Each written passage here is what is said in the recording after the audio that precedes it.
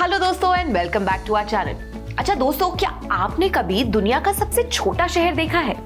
क्या आप कभी वहां गए हैं? क्या आप जानते हैं कि ये कौन से देश में है?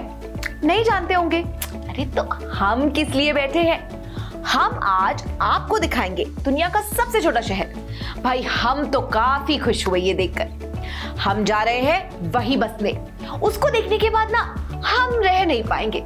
पहले ये देखिए जो हम लेकर आए हैं आपके लिए।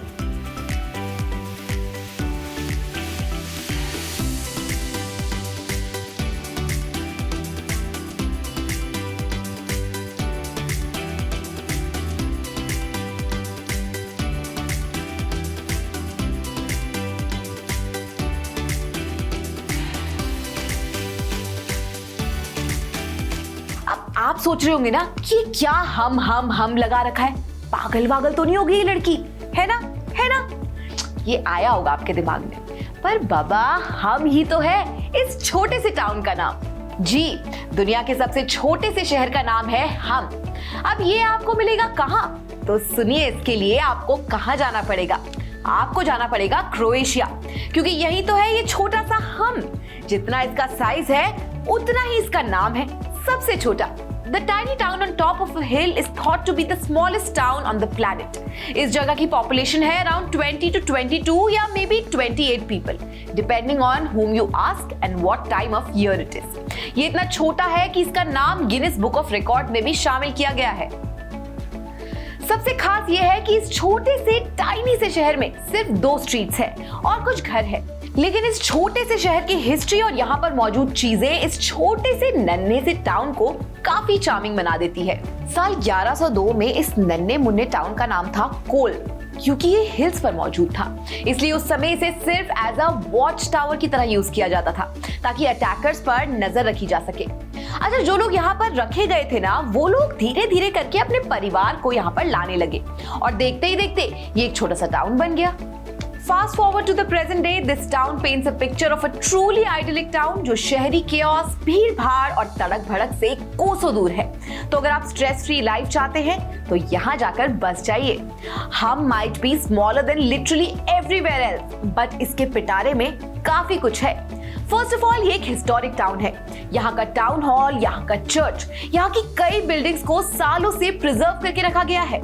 इस छोटे से टाउन में सिर्फ एक रेस्टोरेंट है जो कि काफी है, क्योंकि यहाँ पर सिर्फ एक ही रेस्टोरेंट काफी है और इस रेस्टोरेंट का नाम है हम्सका कुनोबा। और क्या भाई, अब 20-25 लोगों के इस टाउन में और कितने रेस्टोरेंट्स एक्सपेक्ट कर रहे थे आप? खैर, कुछ शॉप्स भी है जहां जरूरत का सामान मिल जाता है, एंड यस, एयरबीएनबी भी है, ताकि आप अगर इस टाउन में रुकना चाहे तो शौक से रुक सकते हैं। और हाँ, यहाँ पर एक ओपन एयर म्यूजियम भी है। एंड वन मोर थिंग, हम इज फेमस फॉर इट्स हम्सका बिस्का। ये रकीजा का एक फॉर्म है। रकीजा का मतलब है फ्लेवर्ड ब्रांडी। जी हाँ, ये टाउन आपको locally made flavoured brandy provide करता है, जो कि क्रोएशिया की सबसे फेमस ब्रांडी मानी जाती है। माना जाता है कि हम्सका बिस्का में काफी सारी मेडिसिनल क्वालिटीज होती हैं। खास बात यह है कि इसको व्हाइट मिस्टो के साथ मिक्स करके बनाया जाता है।